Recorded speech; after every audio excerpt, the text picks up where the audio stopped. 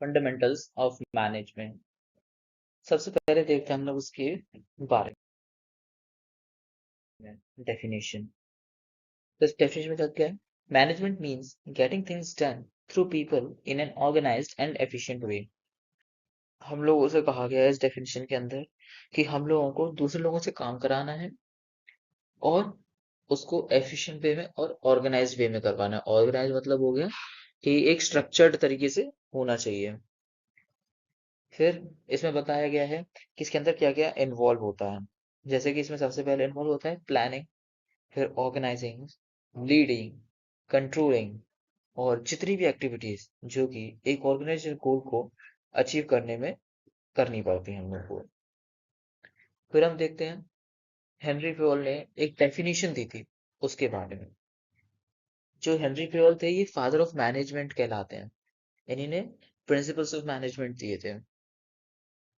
तो इनने क्या बोला? To manage is to forecast and to plan, to organize, to command, to coordinate and to control।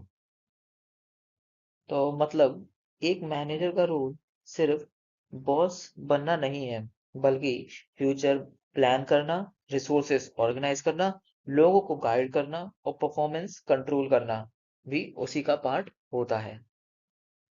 फिर हम देखते हैं importance of management. First importance, goal achievement.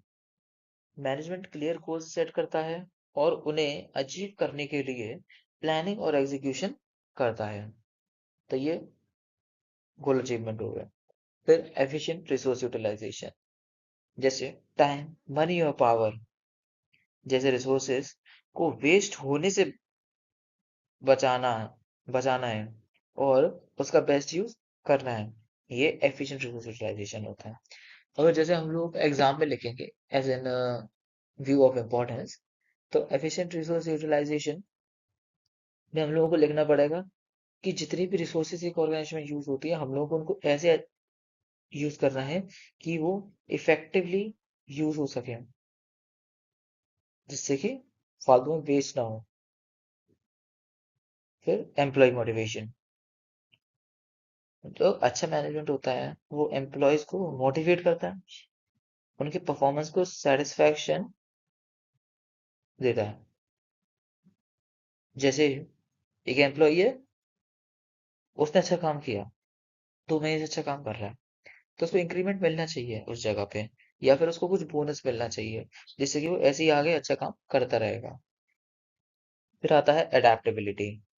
Management organisation को इन्वायरमेंट के चेंजेस के साथ एडजस्ट करना सिखाता है, चाहे वो टेक्नोलॉजी हो, मार्केट हो या कंपटीशन हो। फिर आता है innovation and growth. Effective management organization में क्रिएटिविटी लाता है, नए आइडियाज लाता है और एम्प्लॉयज को प्रमोट करता है नए आइडियाज देने के लिए, जिससे ग्रोथ और डेवलपमेंट दोनों ही ऑर्गेनाइजेशन के अंदर होती है। फिर हम देखते हैं स्कोप्स ऑफ मैनेजमेंट। सबसे पहले यूनिवर्सल। मैनेजमेंट हर जगह पे यूज होता है, चाहे वो एक छोटी फर्म हो या फिर एमएनसी हो या फिर हमारा घर क्यों ना हो। फिर मल्टी डायमेंशनल, इसमें बहुत सारी डायमेंशंस आती हैं, मतलब कि बहुत सारी चीजों का मिक्सचर है कि फाइनेंस हो, चाहे टेक्निकल फील्ड हो, चाहे ह्यूमन रिसोर्स हो, वो सब जगह आ जाता है मैनेजमेंट। फिर आता है कंटिन्यूअस प्रोसेस। मैनेजमेंट एक बार में खत्म होने वाला काम नहीं होता है, इसको कंटिन्यूअसली यूज करते रहते हैं हम लोग ऑर्गेनाइजेशन में, कि एक एक्टिविटी खत्म हुई तो दूसरी एक्टिविटी चालू हो, दूसरी एक्टिविटी में फिर हम लोगों को प्लानिंग ऑर्गेनाइजिंग करनी पड़ी। फिर आता है डायनामिक। ये इन्वायरमेंट के चेंजेस के अकॉर्डिंग एडजस्ट होता रहता है। एनवायरमेंट में कोई चेंज आया, हमें भी चेंज लाना है। कोविड आया, हम लोग को ऑनलाइन हो जाना चाहिए, जिससे कि कोविड से बच सकते हैं। फिर इंटेंजिबल, इसमें मैनेजमेंट दिखाई देता नहीं है हम लोगों को। मैनेजमेंट किसी को दिखाई दे रहा है क्या? तुमने प्लान किया, ऑर्गेनाइज किया, इसमें कुछ दिखाई दिया तुम्हें? तुमने कुछ फील किया? तुमने कुछ छू सका? नहीं, तो ये इंटेंजिबल कहलाता है। लेकिन इसमें टेंजिबल थिंग क्या होती है कि हम लोग मैनेजमेंट से जो अचीव करेंगे वो चीज हम देख सकते हैं, वो चीज हम फील कर सकते हैं, ठीक है, वो टेंजिबल होगा उस जगह पे। फिर आता है लेवल्स ऑफ मैनेजमेंट। सब बात करते हैं लोअर लेवल ऑफ मैनेजमेंट की। सबसे इसमें हमारे सुपरवाइजर्स आ जाते हैं। ये वर्कर्स के डेली काम को मॉनिटर करते हैं और इंश्योर करते हैं कि वर्क टाइम पर कंप्लीट हो। फिर आते हैं मिडल लेवल, इससे ऊपर मिडल लेवल में अपने क्या होते हैं, डिपार्टमेंटल हेड्स आ जाते हैं और मैनेजर्स आ जाते हैं और सेक्शनल ऑफिसर्स भी आ जाते हैं। ये टॉप मैनेजमेंट के प्लान्स को इम्प्लीमेंट करते हैं और उन प्लान्स को लोअर लेवल के साथ कम्युनिकेट करते हैं। मतलब ये एक ब्रिज की तरह काम कर रहा है टॉप लेवल और लोअर लेवल के साथ। ठीक है, कि ऊपर से ऑर्डर आया, इन लोगों ने उसे प्रोसेस किया और लोअर लेवल को भी बताया। फिर आता है टॉप लेवल। इसमें अपने किंग्स होते हैं कंपनी के, जो भी हो गए सीईओ, डायरेक्टर्स और अपने बोर्ड ऑफ डायरेक्टर्स। ये सब टॉप लेवल में आते हैं। ये लोग क्या करते हैं, कोई भी स्ट्रेटेजी डिसीजन होगा तो मेन डिसीजन इनका ही होगा। यही पॉलिसीज बनाएंगी, यही गोल्स बनाएंगे ऑर्गेनाइजेशन के। फिर आता है फंक्शंस ऑफ मैनेजमेंट। सबसे पहले प्लानिंग। प्लानिंग के अंदर हम फ्यूचर के लिए गोल्स और स्ट्रेटजीज डिसाइड करेंगे। जैसे सेल्स टारगेट बनाना है या बजट प्रिपेयर करना है, ये अपना प्लानिंग होता है। फिर ऑर्गेनाइजिंग। अब हम लोगों को सेल्स टारगेट बनाना है तो उसके लिए हमें क्या क्या रिसोर्सेज चाहिए पड़ेंगे, वो ऑर्गेनाइजिंग कहलाता है। जैसे हमें पीपल चाहिए पड़ेगा, मटेरियल चाहिए पड़ेगा, मनी चाहिए पड़ेगा, जिससे कि उस काम को एफिशिएंटली कर सके। फिर आता है स्टाफिंग। तो स्टाफिंग में हम लोग राइट पर्सन को राइट जॉब पर रखेंगे और राइट टाइम पर रखेंगे। कि हमने एक इंसान को उठाया, उसको जॉब पे रखा जिस जो वो जो जॉब उसके लिए सबसे ज्यादा सूटेबल थी। फिर उसी टाइम रखा जब हम लोग को चाहिए था। और अगर उसके पास सूटेबल स्किल्स नहीं है तो हम लोग उसको ट्रेनिंग देंगे, वो स्टाफिंग में आता है। फिर डायरेक्टिंग। एम्प्लॉयज को मोटिवेट और गाइड करना है जिससे कि वो बेस्ट परफॉर्मेंस दे सकें अपनी, वो डायरेक्टिंग होता है। फिर आता है कंट्रोलिंग। कंट्रोलिंग में हमें चेक करना होता है कि वो परफॉर्मेंस कैसी कर रहे हैं, उनने जैसा सोचा था वैसी परफॉर्मेंस वो लोग कर पा रहे हैं या नहीं। एम्प्लॉयज की बात चल रही है। फिर कोऑर्डिनेटिंग। कोऑर्डिनेटिंग में सब डिपार्टमेंट्स के जो एफर्ट्स हैं वो एक ही जगह पे जाने चाहिए। कहाँ? ऑर्गेनाइजेशन गोल्स की तरफ से। और उनके बीच में टीम वर्क होना चाहिए, क्योंकि देखो टीम वर्क होगा तभी सब लोग एक ऑर्गेनाइजेशन गोल की तरफ जाएंगे, अलग अलग नहीं जाएंगे। फिर हम देखेंगे प्रिंसिपल्स ऑफ मैनेजमेंट। इसमें मैं डिस्कस करूंगा 14 प्रिंसिपल्स ऑफ मैनेजमेंट, जो कि हेनरी फेयोल ने दिए थे, जो कि मेन प्रिंसिपल्स है जो हर ऑर्गेनाइजेशन में वर्क कर जाते हैं। फिर इसमें आता है सबसे पहले डिवीजन ऑफ वर्क। काम को छोटे छोटे टास्क में डिवाइड करना, इससे स्पेशलाइजेशन और एफिशिएंसी बढ़ती है।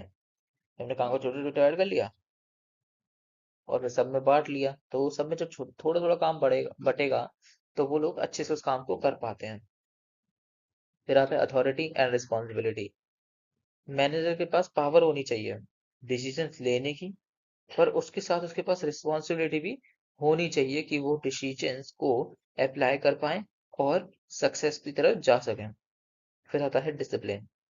इसका मतलब होता है कि जो ऑर्गेनाइजेशन में रूल्स एंड रेगुलेशंस बने हुए हैं उन्हें प्रॉपर तरीके से फॉलो करना और अपने सीनियर्स हैं, मेंटोर्स हैं, इनको रिस्पेक्ट देना, ये अपना डिसिप्लिन में आ जाता है। फिर आता है unity of command. Unity of command होता है कि एक एम्प्लॉय को सिर्फ एक ही बॉस ऑर्डर देगा, लेकिन यूनिटी ऑफ डायरेक्शन होता है कि सब लोग एक प्लान की तरफ मूव करेंगे। फिर आता है subordination of individual interest to general interest. ये हो गया कि हमें अपना जो इंडिविजुअल इंटरेस्ट है उससे ऊपर जनरल इंटरेस्ट को रखना है। इंडिविजुअल इंटरेस्ट तो हो गया कि हम मुझे पे स्केल ज्यादा चाहिए। जनरल इंटरेस्ट हो गया कि ऑर्गेनाइजेशन गोल्स को फॉलो करना है। फिर आता है रेम्यूनरेशन।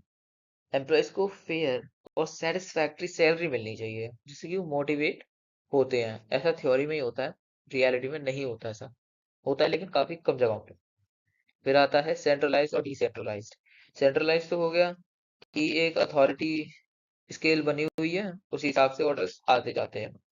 लेकिन डिसेंट्रलाइजेशन में ना पूरा टॉप लेवल के पास होता है ज्यादा डिसीजन मेकिंग पावर, ना पूरा लोअर लेवल के पास होता है, बीच में होता है। फिर आता है स्केलर चेन। ऑर्गेनाइजेशन में क्लियर लाइन ऑफ अथॉरिटी होनी चाहिए कि सबको पता है कि टॉप टू बॉटम ऑर्डर्स जा रहे हैं, तभी ऑर्डर हम तक आ रहा है। फिर ऑर्डर, ये सारी चीजें अपनी सही जगह पे प्लेस्ड होनी चाहिए, वो ऑर्डर कहलाता है। फिर इक्विटी। इक्विटी हुआ कि मैनेजमेंट सबके साथ फेयरनेस और काइंडनेस से डील करता है। तो स्टेबिलिटी ऑफ टेन्योर्स, एम्प्लॉयज को जो जॉब सिक्योरिटी मिलनी चाहिए वो स्टेबिलिटी ऑफ टेन्योर में आती है, जिससे कि हमारा टर्नओवर है, एम्प्लॉय टर्नओवर वो कम रहता है ऑर्गेनाइजेशन का, जिससे हमें ज्यादा लॉस नहीं होगा। फिर इनिशिएटिव, मैनेजर्स को एम्प्लॉयज को अपने आइडियाज शेयर करने और नए काम करने के लिए एनकरेज करना चाहिए। इससे क्या होगा कि नए आइडियाज मिलेंगे ऑर्गेनाइजेशन में, हम लोग नए आइडियाज को इम्प्लीमेंट कर सकते हैं। फिर एस्पिरिट डिकॉप्स, इसका मतलब होता है टीम स्पिरिट, कि सब लोग एक साथ मिलके एक ही ऑर्गेनाइजेशन की तरफ जा रहे हैं और ये सोचते हैं कि हमें सबके लिए काम करना है और सबको हमारे लिए काम करना है। ये चीज हो गई एस्पिरिट डिकॉप्स। Thank you.